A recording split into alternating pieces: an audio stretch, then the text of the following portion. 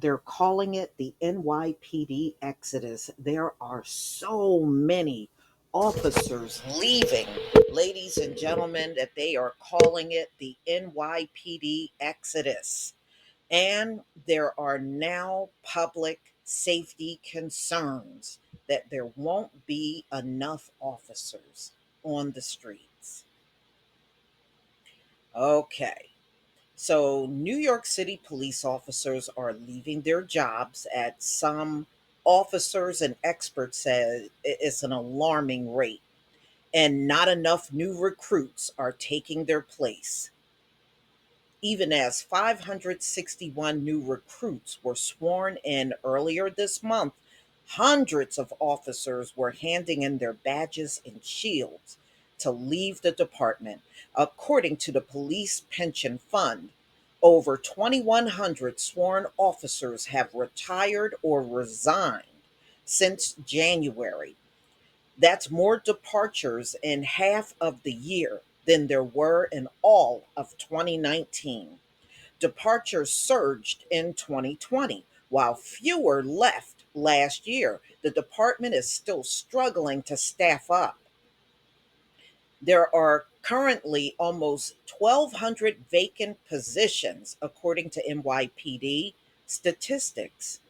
This comes as violent crime is still above pre pandemic levels, and a string of high profile crimes have left New Yorkers on edge.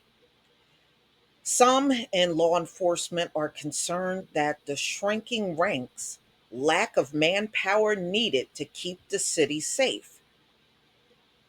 So, their union, which represents the ranks and file officers, call the staffing decline a stampede. That's how many of them are leaving. We're not only losing experienced veterans, we're losing cops in the prime of their careers who are taking their talents elsewhere. President Patrick Lynch, y'all know who that is, said in a statement the NYPD cannot continue papering over this staffing crisis with more and more overtime. That will drive even more cops to pursue other opportunities where they can make more money and have a better quality of life. The NYPD did not share details on its attempts to hire and retain more officers, but it says that it has rolled out a recruitment campaign and is currently accepting applications. The department has also noted that many officers retiring now joined in the NYPD large academy class after 9/11, following another surge in recruitments. I'm not going to say it's the worst I've ever seen, but it's definitely up there.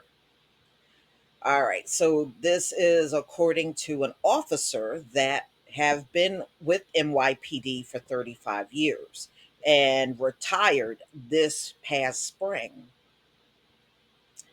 He said he loved his job, but he felt the country was changing drastically.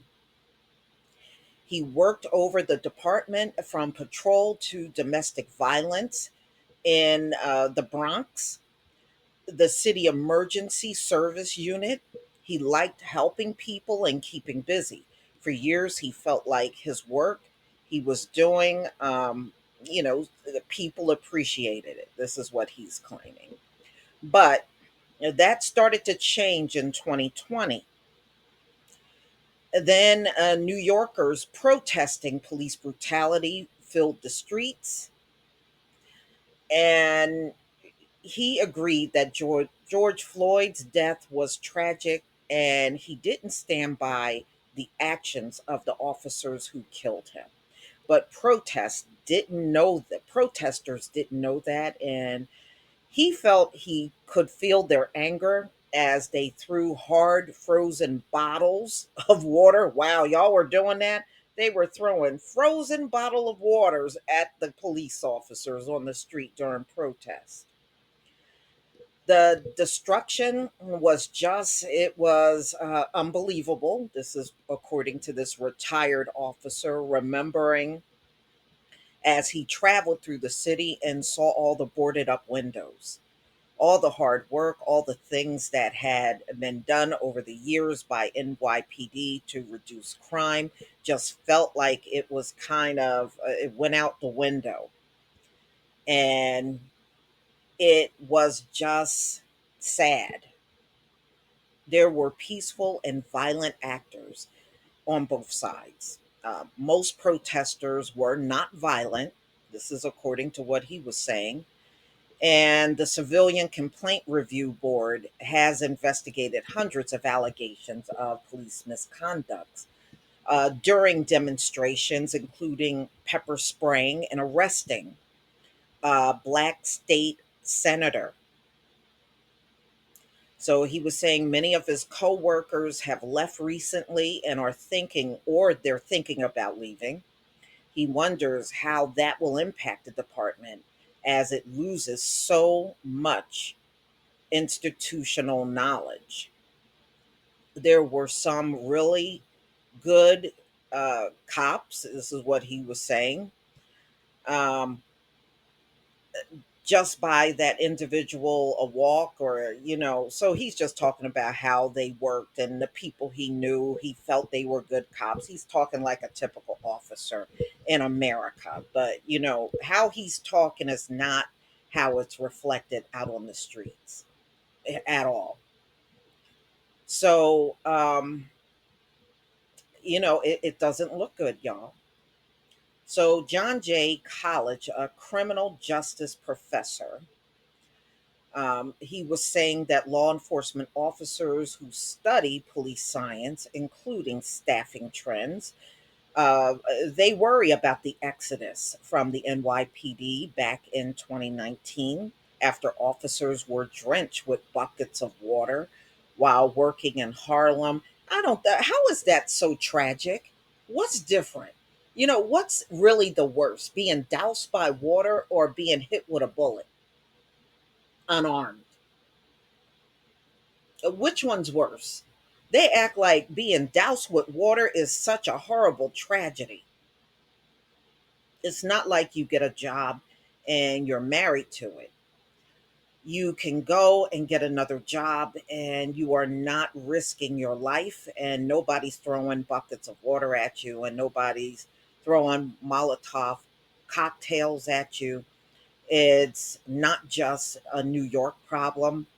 No, it's really a nationwide problem. Over the years, I have done videos on how they have been trying to recruit people, and they never seem to get enough people, no matter where the police department is in the country. So, recent ads for departments across the country includes Washington, D.C., Norfolk, Virginia, have popped up in subway cars urging riders to apply. So, and of course, they're not seeing this big flood of people coming in. I'm seeing an overall sentiment that there aren't enough qualified candidates to join. There's only that much an individual can take, given the fact that we live in times that you can go and get another job. So some officers and politicians blame recent changes to New York bail laws, which have caused frustration among officers who people said they arrested are being released from jail too quickly.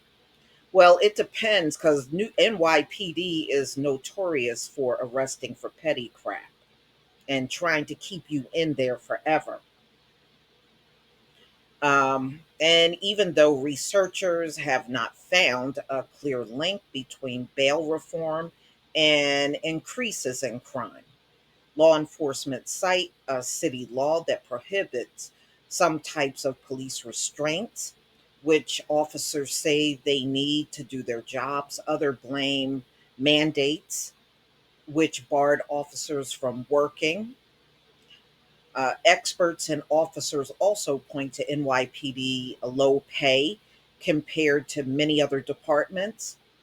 They're saying that the starting salary is $42,500, and the average hourly pay for an officer with decades of experience substantially lower in New York City than in neighboring departments, according to a 2019 review. Experts say that leads some local criminal justice students entering the profession to consider taking their training and skills elsewhere. Some of our students are more inclined to leave the comfort of New York to pursue a better life. So, ultimately, even a lot of the new recruits are not sticking around for long when they really see what everyday life is like as a police officer in New York City.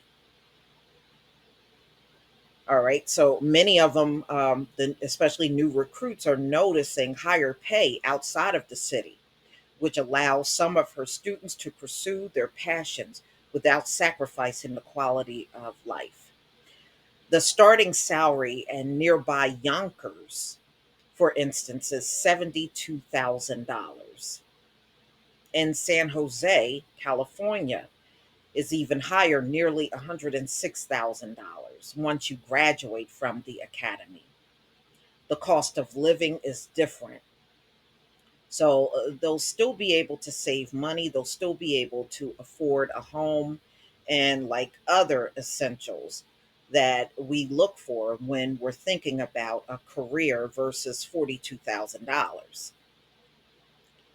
Well, let's just face it. I mean, U.S. cops got such a horrible reputation. You may cheer when they shoot and gun down unarmed people, but it's really getting in the psyche of people to the point where they don't want to be anywhere near a police department. So, yeah, it may be doing some things, but it's also at the same time turning a lot of people off from ever even considering a career as a cop, even if they once considered it. Because I see that out there a lot. Oh, I once wanted to be a cop, but I don't want to do that now. But y'all, please tell me what you think. They said they are leaving in droves from the NYPD, and there is just not enough recruits coming in to pick up the slack. Please leave your comment and subscribe. Don't forget to hit on the notification bell, and I'll see you on the next video. Peace, family.